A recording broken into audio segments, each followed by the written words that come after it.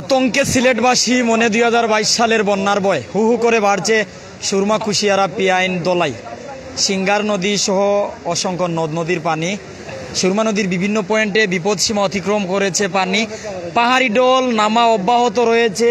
ঘূর্ণিঝড় রেমালের প্রভাবে সিলেট সহ বিভিন্ন জায়গায় অবিরত বৃষ্টির কারণে এই সমস্যা দেখা দিয়েছে। যেহেতু বর্ষাকাল, বন্যা আসবে, তবে এই বন্যায় যেন কোনো মানুষের ক্ষতি না ঘটায়, আল্লাহ তাআলার কাছে আমরা সেই পানা চাই।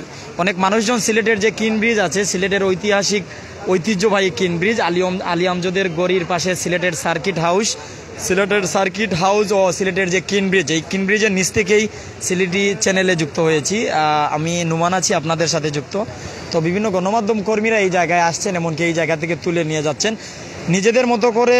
বিভিন্ন মানুষজন কিন্তু বর্ণনা করছেন, এমনকি অবস্থা তুলে ধরছেন। যেহেতু পাহাড়ি ঢল নামা অব্যাহত রয়েছে, মেঘালয় পাদদেশ, চেরাপুঞ্জি সহ বিভিন্ন পাহাড়ের পানি নামছে, শহরের পানি নামছে, তাই সুরমার পানির স্রোত বৃদ্ধি পাচ্ছে। 8 থেকে 10 ফুট পানি বৃদ্ধি পেয়েছে এই 2 দিনে।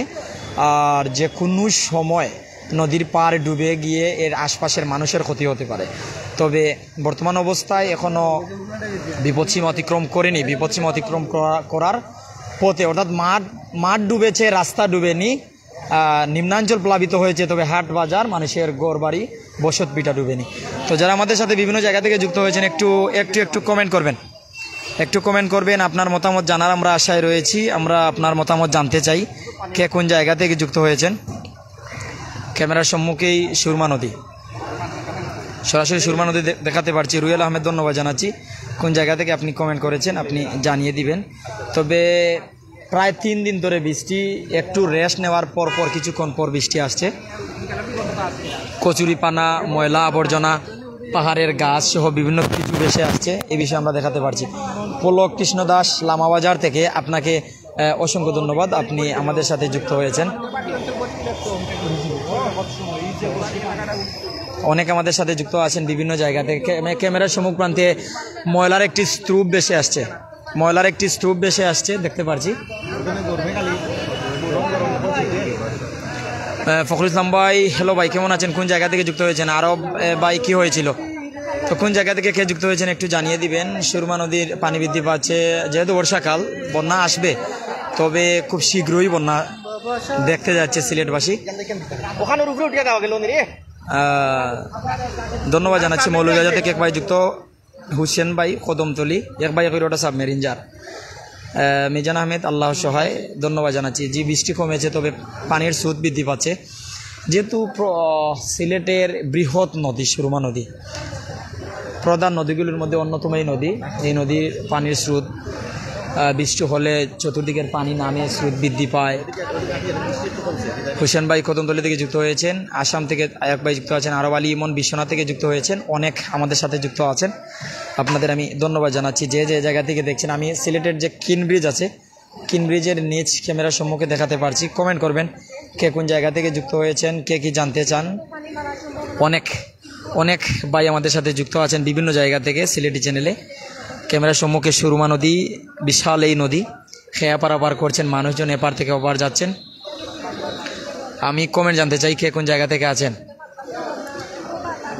আরব আলী ইমন বিশ্বনাথ থেকে, কদমতলী থেকে, অনেক মানুষ অনেক জায়গা থেকে যুক্ত হয়েছেন।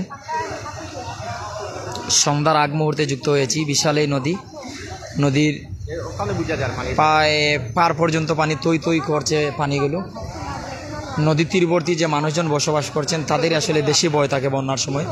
কোন সময়ে জানি কি হয়, কোন সময় নদীর পারে দোষ নামে, নদীর পার দোষে যায়, নদী পার ক্ষয় হলে হয়তো যে কোনো সময় ঘরবাড়িগুলো নদীতে পড়তে পারে, আছড়ে পড়তে পারে, এই ভয় মানুষের মনে।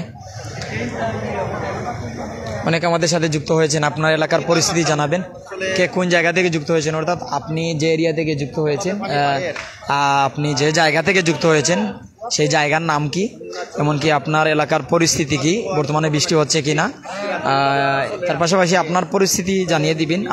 আপনার এলাকার পরিস্থিতি আমাদের সাথে থেকে জানিয়ে দিবেন। আব্দুল মোমেন সোহাগ ভাই সাতক থেকে ধন্যবাদ জানাচ্ছি। নিরঞ্জন সিবি, শহর কি বিপদমুখী? আসলে আল্লাহ তাআলা দয়া করতে এরকম কিছু নয় এখন পর্যন্ত, তবে বন্যার আশঙ্কা পাহাড়ি ডোল নামা অব্যাহত রয়েছে, নাগাতার বৃষ্টি হচ্ছে। তো অনেক আমাদের সাথে যুক্ত হয়েছেন। আপনার এলাকার পরিস্থিতি আমার সাথে থেকেই জানিয়ে দিবেন। অনেক জায়গা থেকে যুক্ত হয়েছেন, আপনার এলাকার পরিস্থিতি জানাবেন। অর্থাৎ বাংলাদেশের বিভিন্ন জায়গা থেকে যুক্ত হয়েছেন। 13শত নদীর দেশেই বাংলাদেশ। তো আপনি কোন নদীর তীরবর্তী এলাকায় বসবাস করছেন? যেমন আমরা সুরমা নদীর তীরবর্তী এলাকায় বসবাস করি, আমরা সিলেটি। তো আপনি কোন নদীর তীরবর্তী এলাকায় বসবাস করছেন? সিলেটি যদি হয়ে থাকেন, সুরমা, কুশিয়ারা, পিয়াইন, দলাই, সিঙ্গার সহ অনেক নদী রয়েছে। আপনি কোন নদীর তীরে বসবাস করেন? অর্থাৎ 13শত নদীর দেশ এই বাংলাদেশ। আপনি কোন নদীর তীরবর্তী এলাকায় বসবাস করছেন জানাবেন। যেমন আমরা সুরমা নদীর তীরে বসবাস করি। এমনকি আপনার নদীর তীরবর্তী এলাকার পরিস্থিতি কি? আপনার এলাকায় আজকে বা এই 3 দিনের বৃষ্টির সময় বজ্রপাতে কোনো মানুষ নিহত হয়েছেন কিনা, কোনো মানুষের ক্ষতি হয়েছে কিনা সম্পদের অথবা জীবনের, জানাবেন। সেই বিষয়টা জানতে চাই আপনাদের মাধ্যমে। সোহাগ ভাই জানাচ্ছেন প্রচুর বৃষ্টি হচ্ছে। তো আমরা লাইভে আছি, অনেকে কমেন্ট করছেন, এলাকার পরিস্থিতি জানাচ্ছেন। তারেক, দুলাল আহমেদ সহ অনেক আছেন আমাদের সাথে যুক্ত। তবে আল্লাহ তাআলার ফানা চাই, আল্লাহ তাআলার দয়া, আল্লাহ তাআলার মায়া চাই। তো আমরা দীর্ঘক্ষণ লাইভে থাকছি না, আপনার এলাকার পরিস্থিতি আমাদের সাথে থেকেই জানিয়ে দিবেন। আমরা আমাদের এলাকার পরিস্থিতি আপনাদের জানিয়ে দিয়েছি। বন্যার আশঙ্কা, পাহাড়ি ডোল নামা অব্যাহত আছে, আর নাগাতার বৃষ্টি হচ্ছে। কিছুক্ষণ পর রেস্ট নিয়েই বৃষ্টি হচ্ছে। তো ভালো থাকুন, সুস্থ থাকুন। অন্য কোনো প্রতিবেদন, অন্য কোনো লাইভে আমাদের সাথে দেখা হবে। তার আগ পর্যন্ত অপেক্ষা করুন। আপনার এলাকার আপডেট জানান, সতর্কতা অবলম্বন করুন। দুর্যোগকালীন এলাকা, উপকূলীয় এলাকায় যদি থাকেন, আপনি রেডিও, টেলিভিশন কাছে রাখুন। যে কোনো সময়ে আপডেট জানবেন। এমনকি নিরাপত্তার জন্য আপনার যেমন যে কোনো সময় ঘূর্ণিঝড়ের সময় টিন, রড, এরপর বিদ্যুতের তার, কাঠ, খোঁড়া জিনিসগুলো দ্বারের কাছে রাখবেন না, নিরাপদে রাখবেন। যে কোনো সময় এগুলো উড়াল দিতে পারে, বাতাসের কারণে ক্ষতি হতে পারে। শুকনা খাবার রাখতে পারেন, দিয়াশলই রাখতে পারেন। তার পাশাপাশি নিরাপদ স্থানে যাবেন। নৌকা ট্রলার নিয়ে যারা নদীতে থাকেন, মাছ শিকার করেন, নিরাপদ স্থানে থাকবেন যতক্ষণ পর্যন্ত আবহাওয়ার বার্তা স্বাভাবিক না হয়। তো ভালো থাকুন, সুস্থ থাকুন, সতর্কতা অবলম্বন করুন।